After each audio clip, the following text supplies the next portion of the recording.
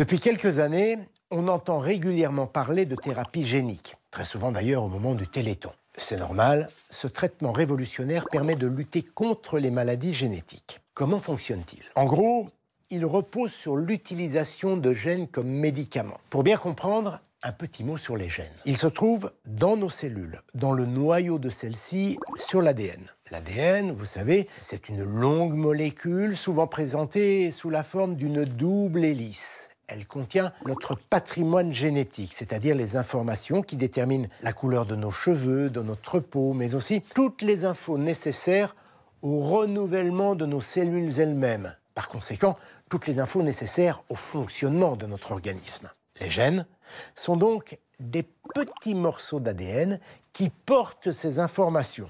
On dit souvent qu'ils codent pour la fabrication de telle ou telle protéine. Seulement, parfois, un gène peut être défaillant. C'est ce qu'on appelle une mutation. Celle-ci peut entraîner de graves maladies. C'est ce qui se passe dans le cas de la myopathie de Duchenne. Pour traiter ce type de pathologie, les chercheurs ont eu l'idée de remplacer le gène mutant par un gène similaire, mais sain. Mais pour qu'il atteigne le noyau de la cellule, il faut un transporteur. On dit aussi un vecteur.